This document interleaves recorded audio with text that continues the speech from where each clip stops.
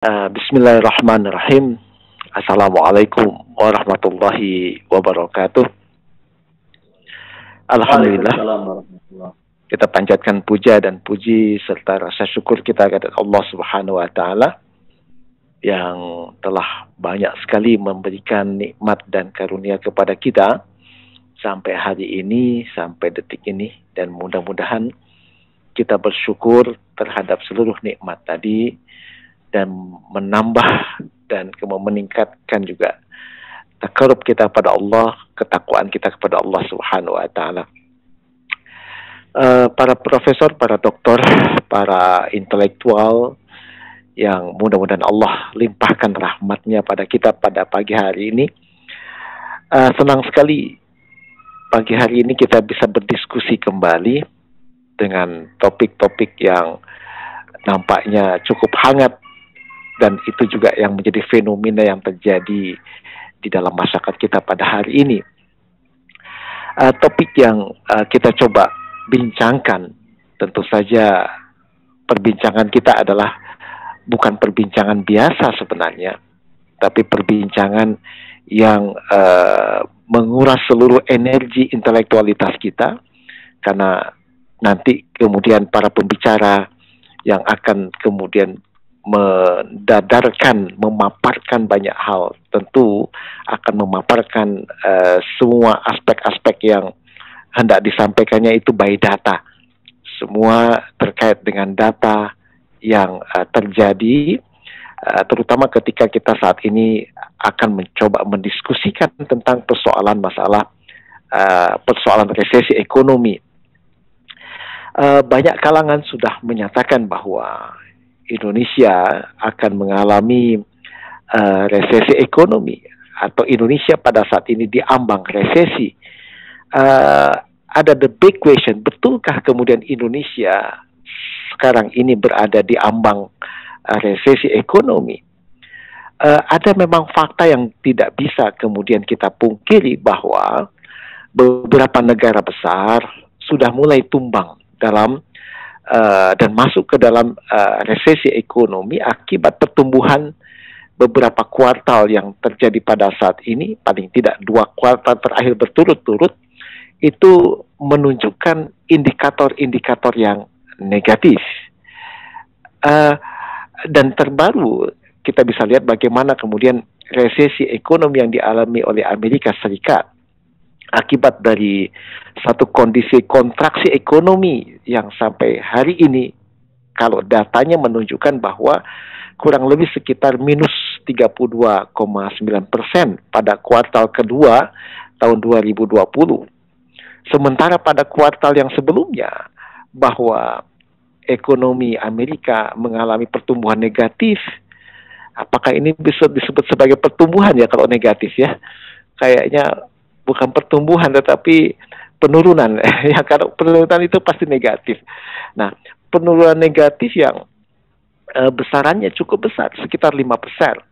Jadi resesi pada kuartal kedua tahun ini juga menempatkan Amerika pada kondisi perekonomian yang cukup buruk begitu.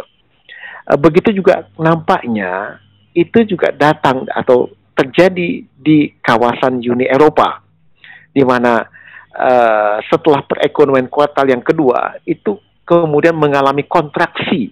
Itu by data di kalangan para ekonom, yaitu mengalami kontraksi minus 11,9%, dan pada kuartal yang sebelumnya ekonomi di Uni Eropa ini mengalami minus 3,2%. Nah, tapi ada hal yang menarik juga untuk dilihat, bahwa ternyata hal yang sama tidak dialami oleh pemerintah Cina. Jadi by data menunjukkan bahwa justru ekonomi negara Cina ini mampu tumbuh dalam kondisi pandemi ini di angka sekitar 3,2% pada kuartal yang kedua tahun 2020, setelah memang betul bahwa mengalami kontraksi ekonomi terburuknya pada beberapa waktu yang lalu, yaitu di kuartal pertama, yaitu dengan minus 6,8%. Nah, tentu saja beberapa negara-negara baik Amerika, Uni Eropa atau kemudian negara Cina, negara-negara besar sudah mulai mengalami kondisi resesi dalam konteks ekonomi, dan dampak dari aspek itu juga sangat besar sekali. Kehilangan pekerjaan bagi warga negaranya, kemudian persoalan masalah pertumbuhan ekonomi yang tidak naik-naik, bahkan kemudian malah menjadi minus angkanya. Kemudian muncul juga dampak-dampak ikutan dari persoalan kondisi resesi ekonomi, di mana kemudian PHK, kemudian orang kehilangan pekerjaan, orang kesulitan untuk kemudian membiayai hidup sehari-hari yang dirasakan oleh masyarakat luas itu mulai terasa begitu. Dan yang tentu kita kemudian juga agak khawatir adalah kondisi resesi ekonomi ini, yang juga kita berkaca pada negara-negara besar tadi, dikhawatirkan menimbulkan dampak sosial. Ada psychology shock atau shock psychology, atau kemudian ada juga kondisi di mana depresi sosial. Dan ini tentu berdampak pada perilaku-perilaku masyarakat yang kalau kemudian itu terus-menerus terjadi, itu berdampak kepada kerusakan sosial. Nah, berkaca dari aspek itu, maka tentu kita tentu bisa berharap, bukan, bahwa kita tidak ingin kemudian hal yang terjadi dengan Uni Eropa, dengan Amerika, itu kemudian juga dialami oleh Indonesia.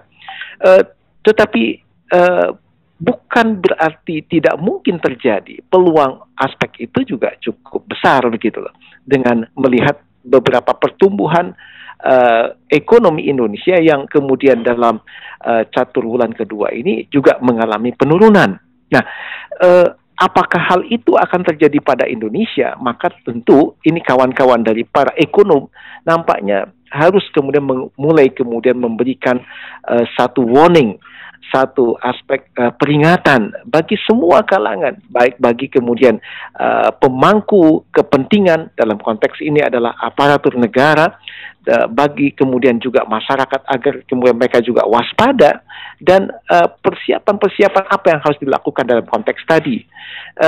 Kenapa? Karena memang kalau kemudian kita mencoba melihat dari aspek tentang resesi ini, maka resesi itu kan terkait dengan penurunan signifikan dalam aktivitas ekonomi yang terkait dengan katakanlah tentang PDB-nya dalam konteks yang real, produk domestik brutonya, kemudian pendapatan real dari masyarakat itu sendiri, lapangan pekerjaan, produksi di tingkat industri, termasuk juga di persoalan eceran, grosir dan eceran, yang juga mengalami masa yang sangat sulit dalam kondisi saat ini. Nah, oleh karena itulah maka ada beberapa aspek di mana kalau begitu, apa yang menjadi sebab terjadinya resesi? Kalau kemudian kita perhatikan beberapa pendapat di kalangan para ekonom, bahwa di antara penyebab resesi itu adalah a sudden economic shock, yaitu adanya goncangan ekonomi yang terjadi dengan tiba-tiba. Saya kira bahwa wabah COVID-19 yang sekarang ini terjadi dan menjadi pandemi dunia, yang itu diawali sekitar medio akhir bulan Desember 2019 yang lalu, dan kemudian mulai mengalami masa puncaknya itu adalah di awal-awal tahun 2020, maka wabah virus corona yang kemudian saat ini menjadi pandemi dunia itu ternyata mampu mematikan ekonomi, bahkan menyebabkan kemudian terjadinya resesi di seluruh dunia. Dan ini adalah satu contoh terbaru dari bentuk guncangan ekonomi yang sifatnya a sudden economic shock tersebut tadi. Kemudian yang kedua adalah excessive debt, yaitu kondisi hutang yang berlebihan. Baik itu kemudian hutang terkait dengan individu misalnya, atau kemudian yang kita juga khawatir adalah hutang negara, yang peningkatan hutang itu semakin lama semakin meningkat, semakin naik. Dan itu juga adalah salah satu di antara aspek yang terkait dengan masalah tadi. Jadi persoalan hutang yang nanti kemudian ketika hutang ini menjerat dan tidak bisa kemudian dibayar, itu juga menjadi problem tersendiri. Kemudian yang ketiga adalah terkait dengan aset bubbles, yaitu gelembung aset. Dan saya kira ini juga menjadi perhatian dunia, termasuk juga terkait dengan persoalan Indonesia, karena aspek yang terkait dengan masalah ini juga akan menimbulkan kepanikan di pasar dan juga menyebabkan resesi. Atau aspek yang lainnya adalah too much inflation. Jadi inflasi yang besar, termasuk juga too much deflation atau deflasi yang juga kemudian cukup tinggi. Dan yang terakhir, di kalangan para ekonom menyatakan bahwa ya salah satu di antara aspek mengapa kemudian terjadi resesi adalah terkait dengan technological change, yaitu perubahan teknologi. Jadi penemuan-penemuan baru itu juga meningkatkan produktivitas dan membantu perekonomian, tetapi pada saat yang sama juga kemudian dia menimbulkan satu ekses di mana banyak tenaga kerja manusia yang digantikan oleh teknologi. Nah, aspek-aspek itu di antara para ekonom yang kemudian menyatakan tentang bahwa resesi itu kemudian berdampak pada banyak aspek. Tetapi bagi kita ada hal yang kemudian mesti kita bincangkan agak lebih serius. Kenapa? Karena persoalan resesi ini adalah persoalan yang nampaknya dia circle, dia terus berulang dan terjadi dari waktu ke waktu. Rentang waktunya bisa pendek, bisa panjang. Persoalannya adalah yang menjadi penting kita pikirkan adalah apakah kemudian dengan sistem ekonomi kapitalistik, liberalistik yang sekarang ini terjadi, itukah yang menjadi penyebab dasar terjadinya resesi ekonomi? Ataukah kemudian sistem kapitalisme dan liberalisme ini sebenarnya merupakan sistem yang harus kemudian diperbaiki? Kenapa? Karena penerapan sistem ekonomi kapitalisme dan liberalisme itu cenderung dia mengalami apa yang disebut dengan self-destructive, yaitu, dan tentu ini perlu dikoreksi sebagai sebuah upaya sistemik, yaitu bahwa apakah ada alternatif sistem yang lain yang lebih baik yang kemudian bisa menyelamatkan negeri yang ada. Terutama tentu saja kita ingin menyelamatkan Indonesia kita yang kita cintai ini. Kita tidak ingin kemudian Indonesia terperosok dalam jurang resesi ekonomi yang kalau itu terjadi itu luar biasa dampaknya. Nah, apakah persoalannya adalah di sifat yang sangat sistemik, yaitu pada sistem ekonominya, gitu. Nah, ini yang menurut hemat saya menjadi perhatian kita, karena selama ini kita selalu mengenal ada dua sistem ekonomi, kalau tidak kapitalisme, liberalisme, yang kedua adalah sosialisme, komunisme. Tapi Cina saat ini sudah masuk pada tidak lagi menerapkan sosialisme, tetapi sudah mulai ke pseudo-kapitalisme.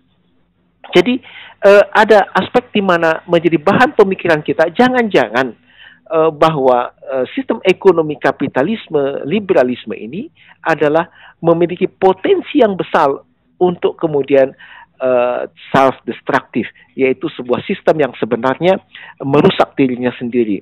Nah, oleh karena itulah maka adakah alternatif yang lain gitu loh dalam konteks tadi. Yang kedua adalah indikator yang terkait dengan persoalan masalah ini adalah terkait juga dengan persoalan implementatif atau implementasi dari sistem itu sendiri. Sistem ini, kapitalisme, sekularisme, liberalisme, menurut hemat saya telah menciptakan jurang sosial yang cukup lebar. Ada kemudian negara yang super kaya dan ada yang kemudian negara yang juga miskin, di mana sebenarnya potensi bumi ini bisa menghidupi semua manusia yang ada di atasnya, tetapi sistem ekonomi yang kemudian berlaku itu telah menyebabkan adanya kemudian the rich countries, yaitu negara-negara yang super kaya, dan ada negara-negara yang poor countries, atau dalam bahasa yang lebih halus development countries. Menurut hemat saya bahwa ada persoalan juga di dalam konteks tadi, karena kecenderungan sistem kapitalisme dan liberalisme adalah untuk eksploitasi, dan eksploitasi itu adalah menyebabkan sebahagian masyarakat dunia ini kemudian mengalami masalah. Nah, eh, kita bisa lihat penguasaan sumber-sumber daya alam di berbagai negara cenderung dikuasai oleh negara-negara besar yang juga dia memiliki modal besar juga dan teknologi. Jadi ada model ketidakadilan di dalam konteks persoalan masalah ini.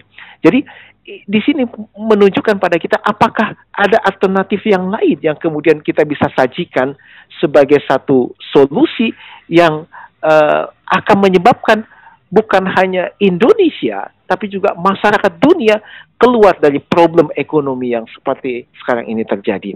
Nah, jadi disinilah peran menurut hemat saya para dokter Muslim untuk kemudian memberikan alternatif solutif terhadap problem-problem yang terjadi pada konteks ekonomi, karena ini adalah merupakan tanggung jawab kita.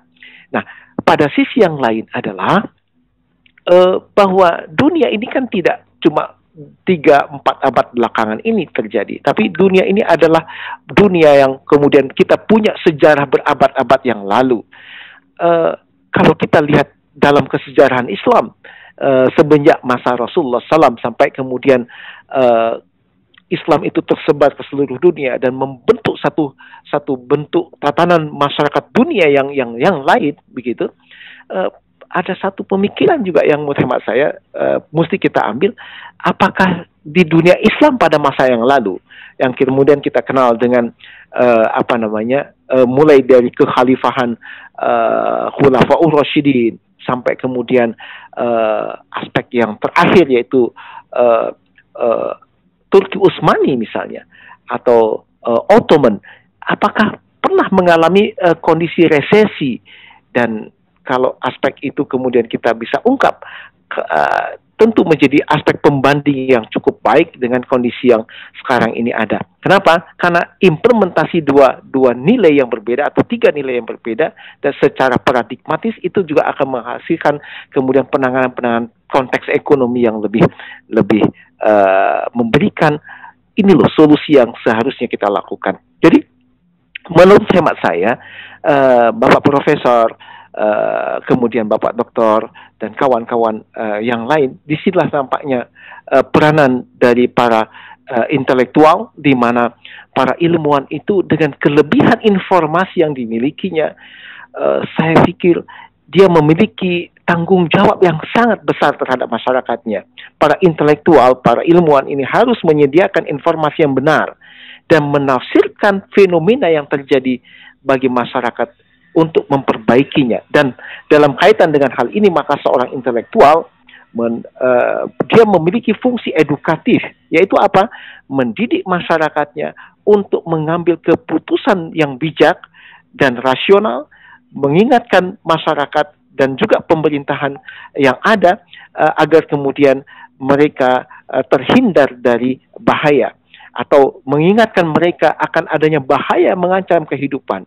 Dan pada konteks yang sama juga bahwa para intelektual melakukan semacam monitoring terhadap dampak dari sains dan teknologi serta menyampaikan hasil monitoring itu kepada masyarakatnya.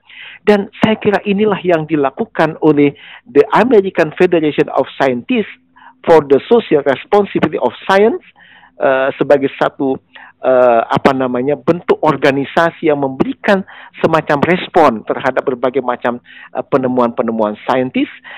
Begitu juga yang dilakukan oleh satu organisasi, the Atomic Association di Inggris, dan juga kemudian the International World Federation of Scientific Worker, di mana mereka berupaya memberikan fungsi edukasi para ilmuwan ini terhadap pemerintah dan masyarakatnya. Dan ini pula yang nampaknya harus kita lakukan di forum dokter peduli bangsa. Saya kira disinilah peranan strategis para dokter peduli bangsa itu untuk memberikan solusi yang konstruktif dengan menjelaskan secara rasional, by data tentu saja, semua aspek-aspek tadi. Jadi apakah Indonesia berada di ambang resesi ataukah tidak, harus kita bicarakan by data. Tidak bisa kemudian tanpa data, karena kita memang bekerja berdasarkan kepada data-data yang tingkat validitasnya tinggi, dan kemudian solusi itu bisa kita sodorkan sebagai alternatif pemecahan terhadap problem yang dialami oleh masyarakatnya. Jadi dampak resesi akan sangat besar sekali, dan dampak itu bisa masuk pada tataran yang terkait dengan keluarga dan individu, dan tentu saja kita tidak ingin Indonesia kita terbenam di dalam resesi yang berkepanjangan suatu saat nanti. Dan mudah-mudahan Allah memberikan petunjuk kepada kita agar diskusi kita pada pagi hari ini memberikan solusi alternatif yang berangkat tentu saja dari pemikiran-pemikiran yang jernih, bukan emosional, tetapi pemikiran-pemikiran yang solutif dan konstruktif. Saya kira itu beberapa hal yang penting menurut hemat saya untuk kita bincangkan pada pagi hari ini. Mudah-mudahan kita bisa memberikan hasil yang terbaik bagi bangsa yang kita cintai ini. Barakallahu li wa lakum. Assalamualaikum warahmatullahi wabarakatuh.